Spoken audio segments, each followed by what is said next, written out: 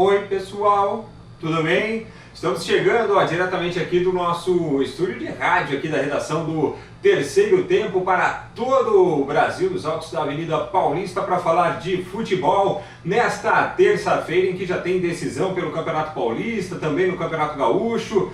Foram sorteados os confrontos da próxima fase da Copa do Brasil, vamos falar sobre isso também, mas vamos começar, né, João Antônio de Carvalho, falando de seleção brasileira. Você tá feliz? Eu tô sorrindo a beça. Você tá feliz, tá sorrindo, né? O Tite também tá sorrindo muito, né? Okay. Abraço aí, pessoal, curtindo aí a nossa live do Terceiro Tempo. Falando Tá todo mundo curtir, feliz, né? Enquanto diria, eu vou compartilhar aqui.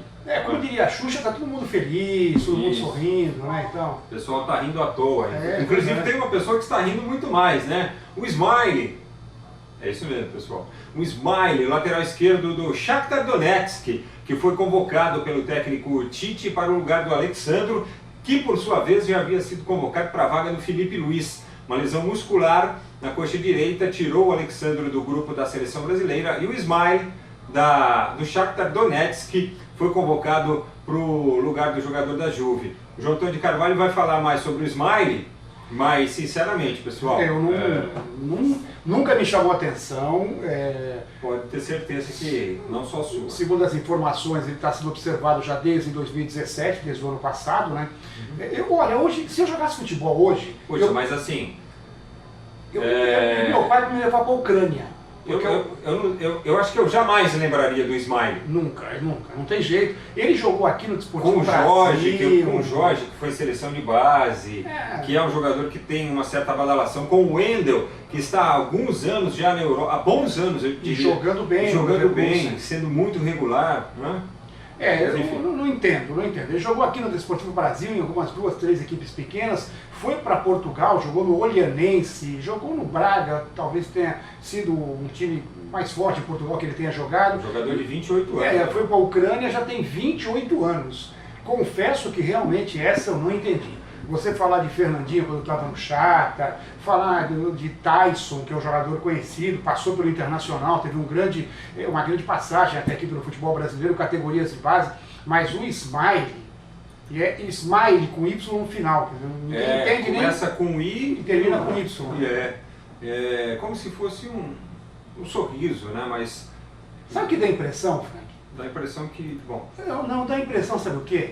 Que o Tite ele está querendo colocar um jogador que ele sabe que não vai para a Copa. Segurar aí a vaga do Alexandro ou do Felipe Luiz. Porque como você disse... Não quer dor de cabeça? Não quer dor de cabeça. Então ele vai chamar o cara está lá na Ucrânia, está pertinho, do lado da Rússia, se bem que não tem nem voo direto para lá, né? Ele vai ter que fazer um esquema para chegar. Agora... Questões diplomáticas. Eu só entendo dessa forma. Convocar um jogador que não vai ter a mínima chance de ir para a Copa do Mundo. Tipo, vem cá, meu amigo, senta aí no banco um pouquinho, mas para a Copa do Mundo vamos esperar o Felipe Luiz ou esperar a recuperação do Alexandre, que não é uma coisa tão grave, né? Porque se ele chama, de repente, um jogador, como você falou, um Wendel, que já foi chamado, um Jorge, que é um jogador de alto nível, e o cara tem chance de jogar, vai dar dor de cabeça para ele. A não ser que esse Smile seja o novo Marinho Chagas, que joga aí 15 minutos, arrebente com o jogo, dê uma assistência, faça um gol, aí vai criar uma dor de cabeça. Mas só entendo dessa forma, porque eu não vejo como convocar um jogador totalmente desconhecido há praticamente aí 3 meses para a Copa do Mundo. A não ser que ele faça o Tite também sorrir demais, né? Muito obrigado a todos que estão participando conosco aqui, muitas mensagens chegando neste momento. Deixa eu mandar um grande abraço aqui para Dalci Fagundes, o Natan Rodrigues, lembrando sempre que você pode marcar também no seu comentário de onde você está falando, de onde você está enviando a sua mensagem, tá bom? Para a gente mandar um alô aí para a sua região. O Valdo Mille, o Odivan Carvalho, o Juliano Eduardo, Rafael Vinícius, Rafael Vinícius já mandou aqui, manda um abraço para Tiradentes, Minas Gerais. Alô, Minas! Todo dia Minas Gerais na audiência conosco, hein? Fantástico, obrigado, gente. O Ednelson Ribeiro, bom dia, rapaziada. Fala aí, meu tricolor tem chances de ganhar do todo-poderoso São Caetano? Olha, rapaz, do jeito que o São Paulo, na fase que o São Paulo está, dá para considerar todo poderoso o São Caetano, viu? Mas vamos falar daqui a pouquinho do São Paulo, porque teve definido também o adversário da Copa do Brasil. Fabinho Silveira, cadê o Milton Neves? Olha, como nós estamos aqui no espaço do nosso estúdio, o Milton Neves está aqui, tá bom? Milton Neves e o seu Rafarilo aqui nos pezinhos dele. Mas em breve nós estaremos com o Milton Neves aqui de corpo inteiro, tá bom? O Milton com aquela cabeça enorme também vai estar por aqui, tá legal? Já providenciamos inclusive uma câmera maior. Isso, pedimos uma câmera maior, pedimos mais 2 quarteirões aqui da Avenida Paulista para poder colocar o Milton no mesmo espaço que a gente, tá bom? O Fábio Linguanotti, olá pessoal, o Davi Leandro, vai Corinthians, Ricardo Rigon manda um joinha daquele like aqui na nossa, aquela curtida na nossa live, o Josafá Alves, bom dia, manda um abraço para Manaus, alô Amazonas, grande abraço para todos vocês por aí. Bom, e o Tite vai, já comandou um treino da seleção, né, e fechou o treino, né, não permitiu que os jornalistas que lá estão acompanhassem o trabalho. Na sexta-feira tem um jogo contra a seleção da Rússia, né, no meio do dia, 13h. E aí assim, que a gente fica se perguntando se de fato o Douglas Costa vai substituir o Neymar e o que é que ele vai fazer ali naquele setor de meio campo, né, João? A tendência, pelo que ele já falou, inclusive já adiantou e já foi citado, que o Douglas Costa ganharia a oportunidade. Ele tem o futebol com uma característica parecida com a do Neymar, guardando as devidas proporções de um talento e de outro. Vai ter que também mostrar serviço, porque muitas vezes ele se contundiu e acabou não tendo chance de jogar na seleção brasileira, apesar de ter um certo talento. E o Felipe Coutinho jogando um pouco mais centralizado, no lugar que seria do Renato Augusto. O Renato Augusto, eu vejo que se fosse um outro treinador, que não fosse tão, não vou dizer amigo, a palavra amigo não cai bem nesse momento, mas se não fosse um jogador de confiança do Tite, o Renato Augusto correria muito risco para a Copa do Mundo. Porque, sabe quantos jogos o Renato Augusto fez em 2018? 3 jogos. 3. Como é que você vai levar para uma Copa do Mundo, onde nós temos os melhores do mundo, e jogando em alto nível, geralmente no futebol europeu, Liga dos Campeões, alguns na Liga Europa, aí você leva um jogador que está na China, jogando 3 jogos em 3 meses e meio. Um jogo por mês. Então, quer dizer, é muito pouco. Eu acho que o Renato Augusto, se não fosse essa confiança que o Tite tem nele, ele poderia correr um sério risco de ser cortado da lista da Copa do Mundo. Ele está perdendo já a posição no time. Isso que o Tite vai fazer, ou deve fazer para o jogo contra a Rússia, já é mudando, tirando o Renato Augusto e colocando o Felipe Coutinho no meio para fazer o Felipe mais centralizado e o Douglas Costa na posição do Neymar. E o William aberto pela direita. E se der certo, a Rússia não é nenhum bicho-papão, o time que joga em casa, mas não é nenhuma força. Uma coisa é fazer isso contra a Rússia, outra é colocar um time dessa maneira, por exemplo, contra a Alemanha no jogo seguinte, né? Aí, de um jogo para o outro também ele vai pensar alguma coisa. Parece que aí... Mas tudo passa pela performance. A tendência que no jogo contra a Alemanha entraria o Fernandinho nessa vaga do Renato Augusto, que fica o Felipe Coutinho no jogo contra a Rússia, e contra a Alemanha o Fernandinho para jogar ao lado do Casemiro. E aí aí o Felipe Coutinho voltaria a jogar aberto e sairia o Douglas Costa. A tendência é essa. Vamos esperar. Eu vejo que... Eu só acho isso mesmo. Acho que o Renato Augusto está perdendo a posição no time e se não fosse o técnico Tite, a confiança que ele tem no Renato Augusto, até pela experiência, pelo que ele representa para o grupo, o Renato Augusto correria risco de ser cortado da Copa do Mundo. Olha só, Denis Gonçalves, grande abraço, Denis. O Rudinei Costa, Vilmar Santos, Davi Leandro, abraços para Santana de Parnaíba. Alô, Santana de Parnaíba, aqui pertinho da gente em São Paulo. O Chalitos Viana, olá pessoal. E aí? Aloysio Santana também conosco, Daniel Assis, Éder Robson, o Domingos Walter Sobrinho, bom dia pessoal. A Tânia Santos, dá um tchauzinho aqui pra gente. Kennedy Nonato Vale, o Paulo Henrique Nascimento, Sebastião Alves Pinto, que é de Caraguá, aqui em São Paulo. É Caraguatatuba, né? Ali no litoral. Se for Caraguatatuba, é lá no litoral norte. De Ubatuba, de Ilhabela. O Luiz Roberto Carvalho, Arthur Batista de Oliveira, atletas do futuro de Santarém. Alô, Santarém, obrigado pela audiência, obrigado por estarem conosco. Wellington Penha, o Davi Leandro, essa convocação do Tite está muito bizarra. Ele falou aqui, ó. O Heraldo Marques, Vasco é o melhor do Rio, manda um abraço para mim. Tanque Novo, Bahia, alô Bahia, alô Tanque Novo, tem vascaíno por aí, ó, o Heraldo. Heraldo, só que eu acho que o Vasco não tá com essa bola toda não, hein, mas tudo bem, tem que torcer mesmo, torcer firme. O Nordeste tem muito torcedor de times cariocas, né, realmente é uma coisa que vem já desde os anos 60, 70 e acabou ficando, e é explicável. E o torcedor tem que achar mesmo que o seu time é melhor e que ele pode chegar, que ele pode conseguir. A gente explica, né? Naquela época a gente não tinha essa tecnologia de internet e tudo mais, então o torcedor tinha que ouvir jogos naqueles rádios antigos, Transglobo, enormes, com várias faixas, e como as ondas pelo mar eram mais fortes, geralmente os torcedores do Nordeste, eles ouviam jogos do Rio de Janeiro. Não existiam transmissões em São Paulo. Já no Rio de Janeiro ela saía direto através das ondas do mar para chegar lá. Então por isso que tem esse número elevado de torcedores do Nordeste com times do Rio de Janeiro. Muito legal. Éder Robson, muito obrigado por estar conosco. O Cláudio Di Stefano nos acompanhando também. O João Bosco, vai Corinthians, nós vamos ganhar do Bragantino. Isso na quinta-feira, em Maria Deliane Dias, grande abraço. O Roberto Souza, o Marquinhos Rezende, vai Corinthians. O Ednelson Ribeiro, que é de Itatinga, aqui em São Paulo. Obrigado, viu, o Ednelson. Bom, falamos de seleção brasileira, agora vamos para a Copa do Brasil. Lembrando que daqui a pouquinho vamos falar de São Paulo e São Caetano, o jogo de hoje à noite no estádio do Morumbi, vale vaga nas semifinais do Campeonato Paulista. Definidos os confrontos de quarta fase, né? São 4 partidas, né? Atlético Paranaense e São Paulo.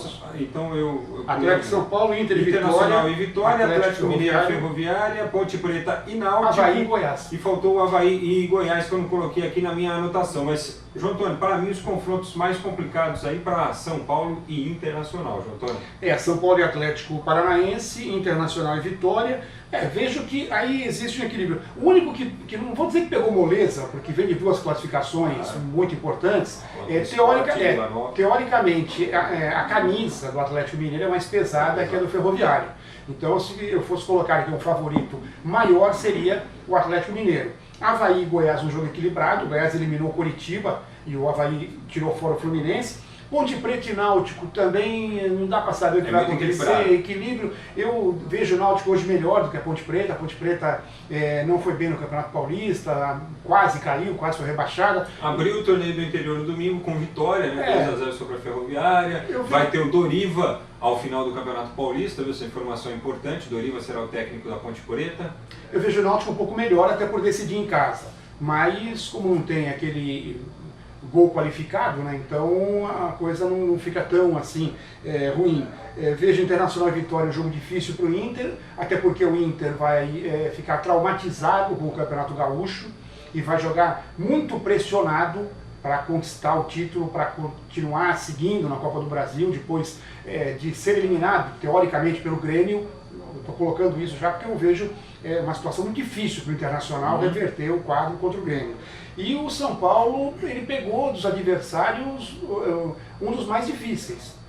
Pelo Atlético Paranaense, que é um time forte, por jogar na Arena da Baixada, vai decidir em casa, é importante, mas não dá para cravar que o São Paulo é favorito. Eu digo que o maior favoritismo realmente é do Atlético Mineiro. E o futebol tem umas coisas engraçadas, né? Porque o técnico do Atlético Paranaense é o Fernando Diniz, e sempre que surge essa questão de técnico no São Paulo, muita gente fala do Fernando Diniz, né? Tem uma ala que defende também um treinador novo, com uma proposta nova, como por exemplo, o Fernando Diniz, que deu muito certo 2 anos atrás no Campeonato Paulista, né? Com aquele Audax que foi vice-campeão e que está tentando engrenar outra vez aí um bom trabalho, será o adversário do São Paulo na próxima fase da Copa do Brasil. Pelos campeonatos, eu nem sei nem quando serão os jogos aqui, mas para mim situação complicada aí para o São Paulo e também para o Internacional, como eu já disse. Eu acho que passam aqui Atlético Paranaense, Inter, Atlético Mineiro, Náutico e Avaí, que também vem com moral pela eliminação para cima do Fluminense, né? 2 vitórias aí, o trabalho do Claudinei lá já de de uma temporada inteira, apesar do time ter sido rebaixado no ano passado, ele foi mantido, né, como técnico, isso é muito importante também. Isso é importante. Né? Sinal que o trabalho que o Avaí faz não é um trabalho pensando exclusivamente no resultado imediato, né, mas sim é um trabalho de continuidade e projeção, isso aí acaba amanhã ou depois surtindo efeito, né? Vamos falar então dos estaduais, porque 2 estaduais já têm partidas decisivas nesta terça-feira. Lá no Rio Grande do Sul, no Campeonato Gaúcho, quartas de final, jogo de volta para Caxias e Avenida, né? Um confronto indefinido, mas daí sai o primeiro semifinalista da competição, né, João Antônio? Lembrando que depois nós teremos aí na quarta e na quinta também os outros jogos, com direito a Grenal amanhã. O Caxias é favorito pela campanha que fez, tem mais tradição. A Avenida é uma equipe de Santa Cruz do Sul, que tem uma Avenida e o Santa Cruz, mas a cidade é muito mais conhecida pelo basquetebol. O antigo Corinthians, Santa Cruz do Sul, que chegou a ser campeão brasileiro, chegou a decidir título com o Corinthians Paulista, na época do Oscar Schmidt jogando no Corinthians, isso em 96, eu acompanhei bastante aquela final, né? Então eu diria que o favoritismo é da equipe do Caxias. Pode ter surpresa? Pode. Não vou dizer que está garantido, mas o Caxias é favorito. Olha esse comentário aqui, ó, o Calau e a Sônia de Freitas. Se vocês que são comentaristas esportivos não entendem, imaginem a gente. O Tite convoca o goleiro Neto e não convoca, por exemplo, o Vanderlei dos Santos, né, se referindo à convocação. E você fez um comentário disso também outro dia, né, Frank? Que você não entende por que o Vanderlei não teve nenhuma chance, pelo menos uma convocação. É algo que, de fato, eu não consigo entender nessa sequência do Tite no comando da seleção brasileira. Ele testou 9 goleiros, né, com o Neto, que foi convocado agora. E nesse período todo ele sequer deu uma oportunidade, uma chance, uma convocaçãozinha sequer. Nem para aquele jogo contra a Colômbia, aquele jogo que foi repleto de jogadores brasileiros, ele não deu uma oportunidade para o Vanderlei. Isso aí, de fato, para mim é meio incompreensível mesmo, viu? O Guido Alves pergunta aqui, por que ele não chamou o Vitor Luiz? Não, o Vitor Luiz tá bem, né? Mas tem bastante gente aí na frente do Vitor Luiz aí na fila. Inclusive o Smile, que eu nem imaginava que estivesse na fila aí também. O Walter Bellini, que é de Boituva, sobrenome de craque, hein? Ele diz o seguinte: triste por ver certas convocações hoje em dia. Abraços de Boituva, que é aqui pertinho de São Paulo também. Um abraço, alô, um salve aí para Boituva. Obrigado pela mensagem, viu, Walter? Davi Leandro, o Corinthians vai ser campeão paulista. Eu acho que passa pelo Bragantino na quinta-feira. Vai inverter a situação aí, o timão, hein? O Tito Bernardi, os empresários é que convocam os jogadores. Olha, muito se discute isso na seleção brasileira, essa influência de empresários. Tempos atrás, eu me recordo que a gente via, para mim isso era muito mais presente, muito mais forte. Você percebia ali que um ou outro jogador era convocado e 2 meses depois esse jogador era convocado. Me lembro do Evanilson do Cruzeiro, lembra o lateral direito?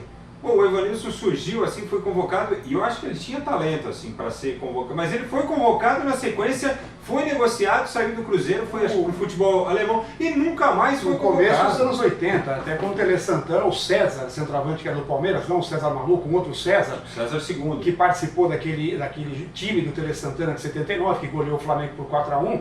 Ele saiu do Palmeiras, foi pro Vasco, foi convocado e 2 meses depois estava na Espanha. Foi pro Sevilha. O César, ele é pai do Júlio César, aquele lateral esquerdo que atuou no Goiás, atuou nos clubes do Rio de Janeiro, né, no Vasco, Fluminense, estava no Boa Vista, agora no Campeonato Carioca, mora lá na Ilha do Governador, chamado César II, do Palmeiras, grande cara, viu? O João Santos mandou um olá pra gente.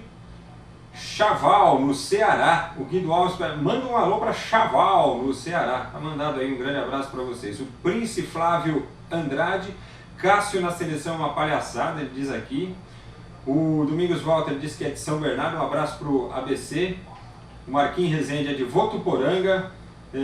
A Fátima Rosário também está conosco, assim como o Arthur Vieira Neto e o Guido Alves. Acho que o São Paulo será eliminado hoje, hein? O Ranieri Lobo, Palmeiras vai ser campeão paulista de 2018. E o João Santos, se os árbitros e a federação vão ajudar o Corinthians, ele pode até ganhar o Campeonato Paulista. Mas isso aí falar para você, não é tão assim também, não tem esse negócio. Milton Neves é o Silvio Santos da TV brasileira, diz aqui o Adriano Lidiane Grespi Amorim. Falando em Silvio Santos, ritmo de festa, alegria e tal, hoje poderia ser um dia de festa lá no Morumbi, se o São Paulo correspondesse à altura, né? Precisamos saber se o São Paulo vai conseguir inverter a situação aí. O que você acha que dá, hein, João Antônio, para São Paulo e São Caetano, o tricolor precisando da vitória? Olha, a situação de São Paulo não é muito boa, não. O Diego Aguirre assumiu, eu dizia já na semana passada para o torcedor ir com calma, depois das vitórias lá contra o Red Bull e contra o CRB, e mostrou as deficiências de sempre no jogo de sábado contra o São Caetano, perdeu por 1-0 e poderia até ter sofrido um resultado pior. Aí o Diego Aguirre vem naquele jogo e coloca todos os jogadores que vinham sendo colocados pelo Dorival Júnior e que muita gente criticava. Agora ele já vai mudar o time todo. O Sidão volta, tudo bem, voltou de contusão e tudo, o Jean acabou falhando no primeiro jogo. O Reinaldo volta, tudo bem, volta de contusão, era titular, vinha fazendo até boas partidas, mas aí ele mexe, tira o Petros, coloca o Lisiero, que é um jogador que apareceu bem nos últimos 2 jogos, mas ainda não tem aquele...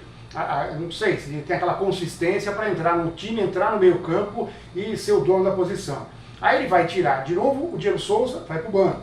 O Cueva já não pode jogar, está fora devido à convocação. Aí ele coloca o Marcos Guilherme de novo, que todo mundo queria. O Trellis entra de centroavante, na vaga do Diego Souza. E o Nenê vai jogar mais centralizado. O Nenê joga mais centralizado na vaga que era do Cueva. Sim. Quer dizer, não mudou nada no esquema. O que mudou é que vai ter o Marcos Guilherme, que é o jogador mais rápido, ele de um lado, o Valdívia de outro, pode acrescentar muita coisa para o São Paulo. São Paulo pode ganhar o jogo? Pode. Você tiraria o Nenê e entraria com o Diego Souza, por exemplo, na armação? Entre os dois jogadores, eu acho que o Nenê ele é um jogador de mais armação até que o próprio Diego Souza, que é mais explosão. Mas eu não sei, o nível físico do Nenê também, o São Paulo está tendo um problema porque todo mundo aprendeu a jogar contra o São Paulo e está marcando a saída de bola do São Paulo. E aí o que acontece? Esses jogadores, eles não têm uma mobilidade muito grande. O Diego, o Nenê, o próprio Cueva não volta tanto para marcar, apesar de ser um jogador mais jovem. Então, o Trellis é um jogador pesado, não é um jogador que tem características de voltar, de acompanhar, de poder também impedir a saída de um volante no time adversário. Então eu vejo que a situação do São Paulo é difícil. Eu acho que o São Paulo tem condição? Tem. O São Paulo, no papel, tem mais jogadores que o São Caetano? Tem. Mas o São Caetano está muito bem dirigido pelo Pintado, cresceu muito na sequência do campeonato, do meio para frente, ganhou do São Paulo, moral para esse segundo jogo e vai jogar exatamente o erro do São Paulo. E o São Paulo tem errado muito. O São Paulo tem errado muito. Eu acho que eu diria que eu tinha colocado 60-40. Seco para você, como diria Milton Neves. Quem é que passa? Olha, do jeito que o São Paulo está, eu vou ficar com o São Caetano. Eu acho que o São Paulo também vai encontrar uma dificuldade tremenda, viu? O Aguirre, a gente sabe que ele muda bastante a equipe, né? Mas ele chegou meio que pisando em ovos, assim, parece meio...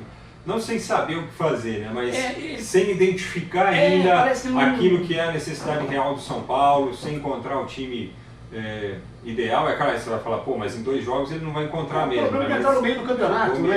É muito complicado. Uma situação complicada.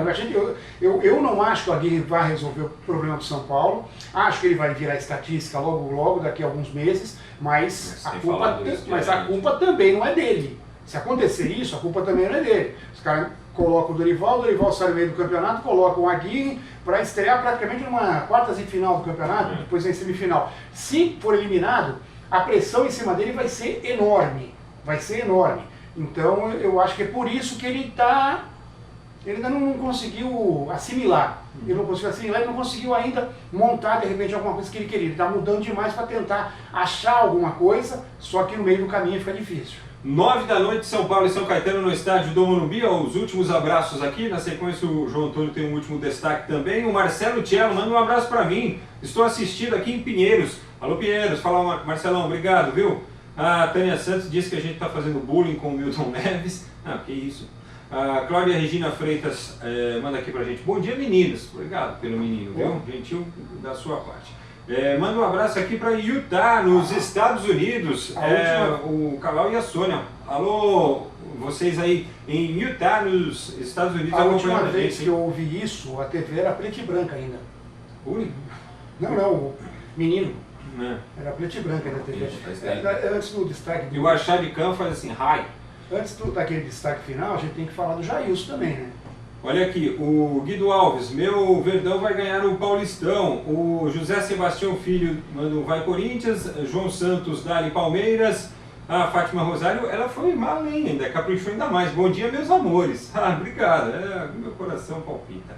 O Ronieri Nobre, manda um abraço para mim aqui em Fortaleza, no Ceará. Vocês acham que o Ceará fará uma boa campanha na Série A deste ano? Olha, torço muito sempre, viu, para as equipes do Nordeste. O Ceará há alguns anos tem se estruturado, está mantendo uma boa estrutura, né? Subiu, desceu de novo, agora subiu outra vez, espero que possa permanecer na Série A. O João Pereira Dali Santos, ele é de São José do Rio Preto, aqui no interior de São Paulo. O Lucas de Jesus, manda um alô pro Lucas em Paraupebas, ele é vascaíno, mais um vascaíno aparecendo aí, ó. Samuel Lima de São Paulo, Ricardo Calori. Esse ano só vai dar palestra. Abraços de Santa Bárbara do Oeste. A Barbarense que desceu já para 3? Ainda não. É para 3 ou para a segunda divisão? Para 3, para segunda. Está na 3. Você não vai falar do Tribunal Amigo? Vou, estou só te perguntando se desceu a Barbarense. O Walter Bellini, aliás, Tribunal Amigo é frase de Thiago Tufano Silva que persegue o Palmeiras. Walter Bellini, abraço para Boituva, que é a capital do paraquedismo, é isso mesmo. Quem mais aqui? Francisco Inácio, Maicon Sobral, abraços para Patis, Minas Gerais. Isso seria Patos de Minas? Patos de Minas. Bom, é que o corretor, se existir, né? Patis, você me avisa. Mas é que o corretor, muitas vezes... Itamar Barbosa disse que o programa está 10, viu, o João Antônio? Que legal. Antônio Luna, esse ano o Mengão vai ganhar o Carioca e depois vai ganhar tudo, é tudo nosso. Pô, bastante gente participando aqui, mais um de Santa Bárbara do Oeste, o Irã. Luizinho Machado, ele é de Socorro aqui em São Paulo, legal. Pô, muita gente participando, hein, João Antônio? Que beleza. Iguape no Ceará, Francisco Teixeira. Bom, o tribunal é o seguinte, o TJD da Federação Paulista de Futebol julgou 3 jogadores do Palmeiras nesta segunda-feira. Foram julgados lá o Dudu, o Felipe Melo e também o Jailson. O Dudu e o Felipe Melo foram absolvidos. Na realidade, o Dudu pegou uma advertência, né? O Dudu foi advertido, o Felipe Melo foi absolvido e o Jailson pegou 3 jogos de suspensão. Ele estava enquadrado em 2 artigos pela expulsão contra o Corinthians, né? Na jogada com o René Júnior, e também por conta das frases que ele acabou soltando lá após a partida, dizendo que o Corinthians tinha sido beneficiado, que o Palmeiras era sempre prejudicado jogando lá na Arena. Pegou 3 jogos de suspensão o goleiro do Palmeiras, o João Antônio. Já cumpriu 1, né, diga-se de passagem também. Olha, eu acho que para esse segundo jogo não vai fazer falta, apesar de ser um grande goleiro também, eu acho que foi muito pesado. Bom, primeiro que eu já dei minha opinião, que eu não acho que ele deveria nem ser expulso naquele jogo. Acho que ele, pelo que a gente conhece, o Jailson, ele até procurou tirar o pé. Quando ele tentou levantar o pé, ele tentou tirar o pé para não atingir a perna do jogador René Júnior por baixo, que poderia, inclusive, causar uma fratura, como aconteceu aquele lance do Rildo com o João Paulo. Eu vejo que ele não deveria pegar 2 jogos por isso, e um jogo também pelas declarações. Eu falei que se todo mundo que falar da Arena for suspenso pelo tribunal aqui de São Paulo, não vai ter jogador para continuar o campeonato. Que todo mundo fala do árbitro, do apito amigo lá no Corinthians, né? Eu não gostei, eu acho que foi muito forte a punição para o Jailson, que é um jogador que tem um passado absolutamente limpo e que se cometeu aquele pênalti, não vejo que fez com nenhuma intenção de machucar o René Júnior. Às vezes no futebol, que é um jogo de contato, isso ocorre, mas ele não teve intenção. A gente está falando de intenção. ele não teve intenção de fazer aquilo. Então por isso eu ficaria com um jogo apenas e acabou. E também a crítica, o jogador está de cabeça quente, não pode criticar ninguém, o futebol está cheio de mimimi, deixa disso. Eu acho que foi um absurdo essa suspensão imposta ao Jailson. Agora, o Palmeiras pode pedir um efeito suspensivo, né? Não vai fazer agora, deve fazer para a semifinal se o time confirmar que avança de fase. Destaque final aí, o destaque olímpico nós temos? A gente teve no final de semana, como eu disse, lá na Rússia, né, em Ekaterimburgo, o Grande Slam de Judô, com 8 medalhas brasileiras, e saiu hoje o ranking, o novo ranking do judô. E a Maria Portela, da categoria 70 quilos, da categoria peso médio, ela assumiu a primeira colocação no ranking mundial. Então o Brasil agora tem 3. Tem a Érica Miranda, tem o Davi Moura, na categoria pesada, e também agora tem a Maria Portela. São 3 nomes do Brasil que lideram os rankings de seus respectivos pesos. Somente Brasil e Japão. Brasil e Japão são os únicos 2 países que têm 3 judocas na primeira colocação no ranking. A gente tem ainda a Mayra Guiar, medalhista olímpica, em segundo no seu peso, a Maria Sueli Alto, pesada, em 4º lugar, Rafael Silva, também pesado, em 4º, e a Rafaela Silva, medalha de ouro nos Jogos Olímpicos do Rio de Janeiro, está em 7º lugar na sua categoria. Muito bom, João Antônio. Amanhã estaremos de volta, então. Um grande abraço a todos e até mais. Valeu, João. Um abraço a todos. Grande terça, hein?